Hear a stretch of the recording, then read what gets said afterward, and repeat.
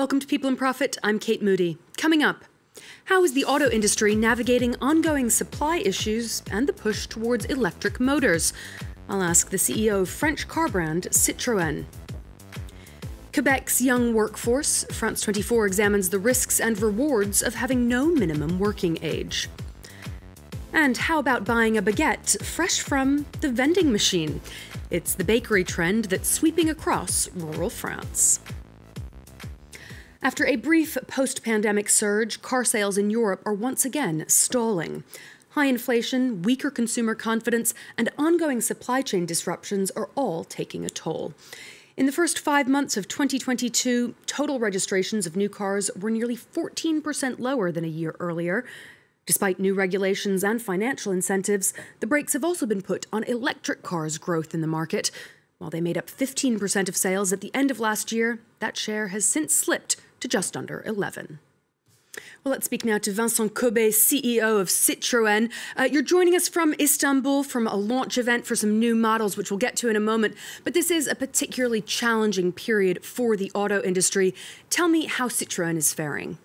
Thanks, Kate, for having me. And yes, as you say, the industry is very much in a chaotic environment. We've been through a pandemic for 18 months, and ever since we came out of a pandemic, customers were coming back and demand was increasing. We're now facing another crisis of electronic component shortage. The way we're dealing with it is a variety of options, but fundamentally we're focusing on customer satisfaction. We're using the wherewithal of Stellantis, the group behind the Citroën brand, to make sure that we're being very agile. We're looking for alternative solutions. We're optimizing logistics. We're going through the supply chain and getting transparency. This is enabling us to keep production volumes, which are, let's say, minus 20% versus 19, still not good enough, especially when we have a lot of customers. But we do expect the situation will progressively ease in the next months. And you alluded to that shortage of parts, in particular semiconductors, which is impacting manufacturers like Citroën, but others around the world as well. How long do you expect those shortages to last? You know, those shortages have already improved quite a bit versus the situation as it was, let's say, 3 or 6 months ago. We can easily forecast that it's going to still be a hurdle in the next 6 months, in the second semester of 22, but it will continuously improving month on month. Hopefully 23 will be a much better year. We're quite optimistic on the fact that 2023 is going to be a quasi-normal year from a component supply point of view. There's also a question of accessing raw materials that are needed for these increasingly advanced cars. Russia and Ukraine, for example, are key producers of products like palladium, which is used in cars. How much is the war impacting your supply chain and your overall business? The conflict in Ukraine is having a very limited impact on us. It's clear that in the years to come, there will be tremendous pressure on a number of key raw materials. The usual ones, obviously steel, aluminum, but also the new ones, the ones that go into the production of electric or electrified vehicles.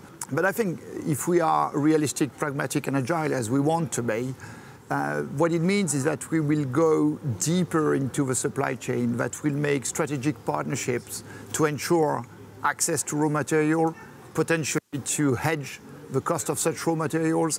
You've seen a number of announcements in the last months coming from Stellantis, and we'll continue doing this. You know, there was an announcement last week on lithium, and there will be a very complete approach to supply chain in the years to come to ensure that we can deliver on our plans, both in terms of volume and market share, but also in terms of supporting the transition to cleaner vehicles. And from a sales point of view, before the war, Russia was a really key and growing market for Citroën. We had in 20 and 21, I would say, interesting performances in both Russia and Ukraine. They were not massive volumes compared to the overall worldwide scale of Citroën. But if I could say, the volumes lost in those two countries is very small in comparison to the impact of the electric components supply. Now, you're launching a new all-electric C4X model. Is there really enough demand for fully electric cars at this price point at the moment? And what we've seen in the last 18 months, in Europe in particular, is a very substantial acceleration of the adoption of electrified and in particular 100% electric vehicles. If I could give you an example, When we launched the new C4 2 years back, my forecast at the time is that we would launch with 15% full electric and we would move to 30–50% by the end of life. 2 years down the road, we're at more than 40%, 100% electric of the new C4. And countries in the northern part of Europe navigate between 50 and 95% of 100% electric. So the adoption is quite quick. It's probably quicker than we anticipated some years ago. So the new C4X, and in particular its 100% electric version, eC4X, will be the only vehicle on sale in 14 countries, mostly in the northern part in Europe, will be an acceleration of the transition, and we have no doubt that we can address very substantial market share and volumes with a 100% electric offer. The European Parliament has said it's going to ban the sales of new gasoline and petrol cars, gasoline and diesel cars rather, by 2035. Is Citroën and your parent company Stellantis ready for that deadline? Yes, we are. We have anticipated on that decision. We've taken the strategic decisions from a, let's say, platform vehicle development strategic plan alignment to be ready, and to be ready actually before 2035. We aim to be in Europe 100% electric by 2030. I'm not hiding from you that this is a very ambitious bet, that this requires a very substantial amount of investment. We're talking about 30 billion euros at the size of Stellantis, and it will also require a lot of complementary activities. The source of electricity, moving to green electricity, the charging infrastructure, as you can easily imagine.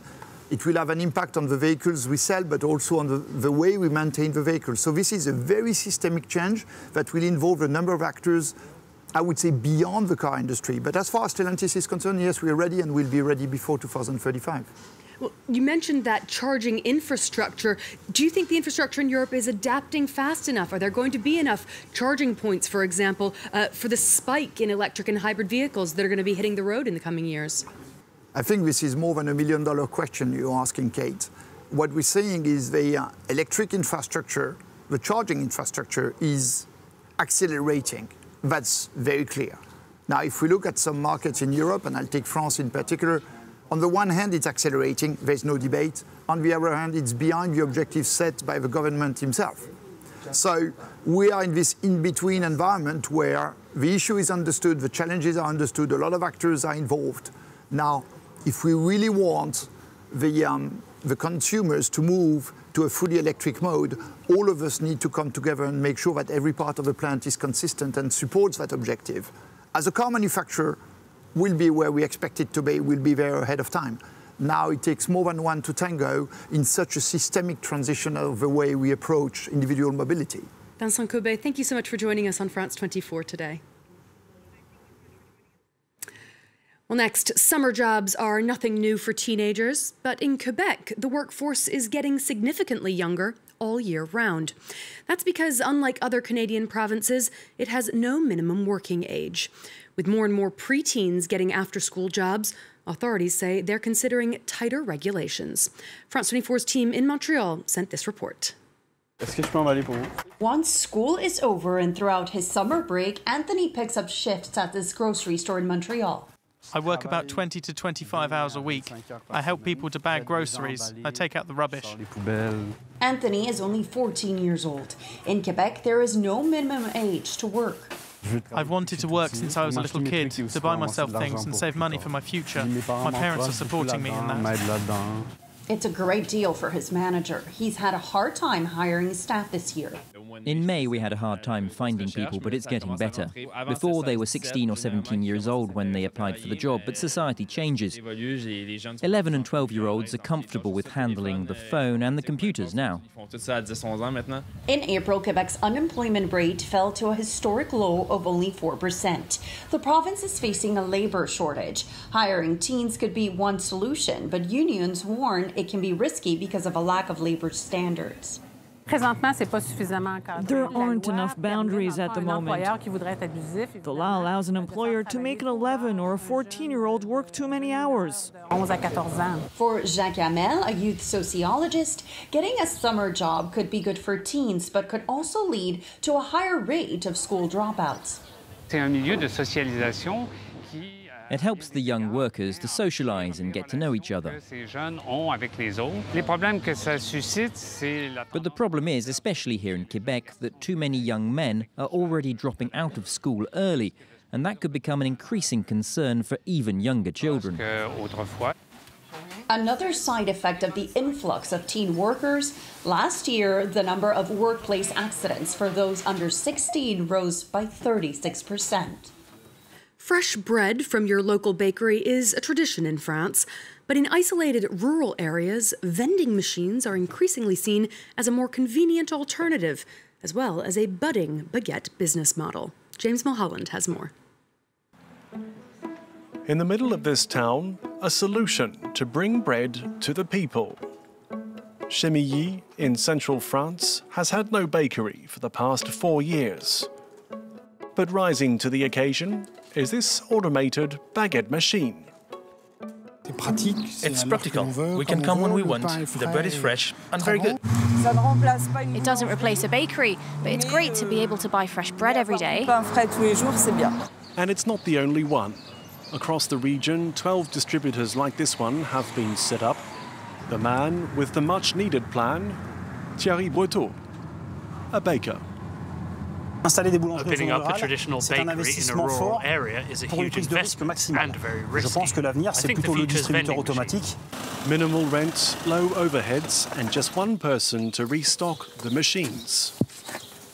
The solution is a no-brainer.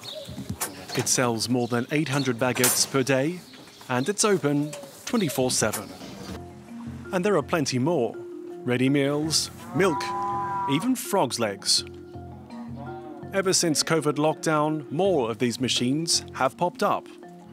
In Albi, in the south of France, you can get your pizza fresh from the automatic hut for around 10 euros. Either cold or hot. Let's choose hot. And then I confirm my payment. And about 3 minutes later, the cheese is melted, it's nice and crusty, just like in a restaurant, fresh from the oven. It's a different kind of eating out and a solution to the isolation of the countryside. Half of the towns in rural France have no shops. Well, that's all for this week, but don't forget you can catch this and our previous shows on our website or as a podcast wherever you usually listen. You can also get in touch with your comments and questions on social media. Until next time, thanks for watching.